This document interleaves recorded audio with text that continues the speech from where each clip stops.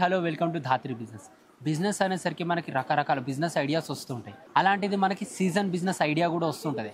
అయితే అలాంటి season business ఈరోజు మీకు ఇంట్రడక్షన్ చేయడానికి వచ్చాను.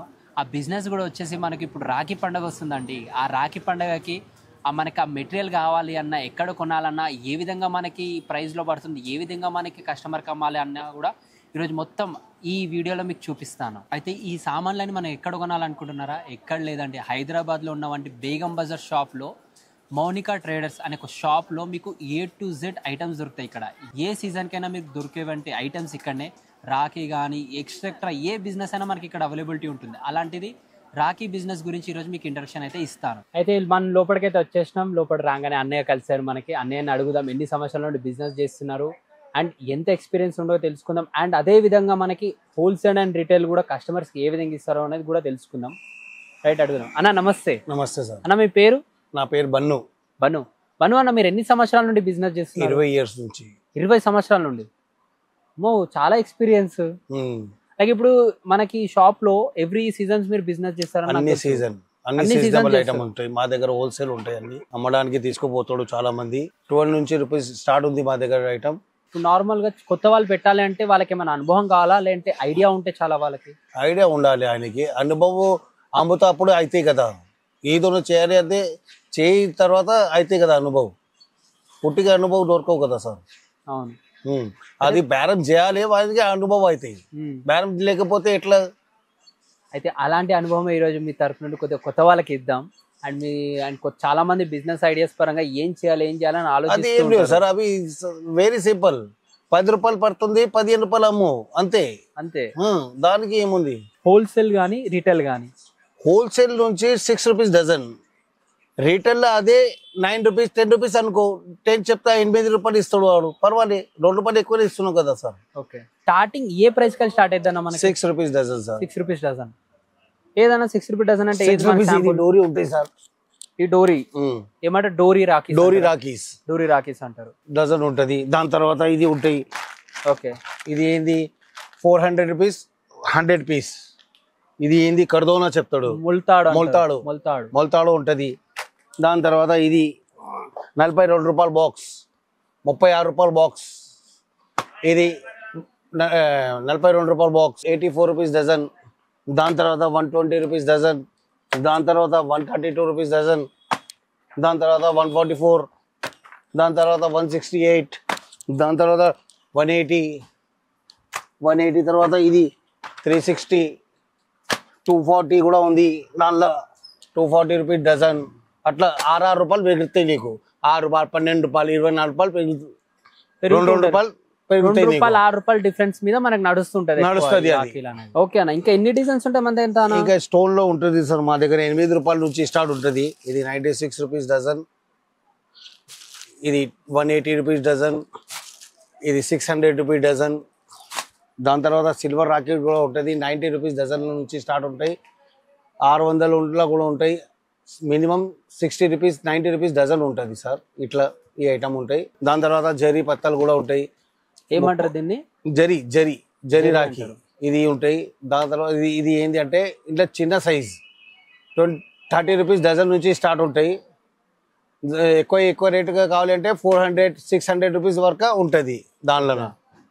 ఇగో ఇది 84 రూపీస్ షీట్. ఎన్ని ఉంటాయి షీట్ కి? నార్మల్ షీట్ కి 12 పీస్ ఉంటది. ప్రతిదీ 12 ఉంటది. ప్రతి డజన్ బాక్స్.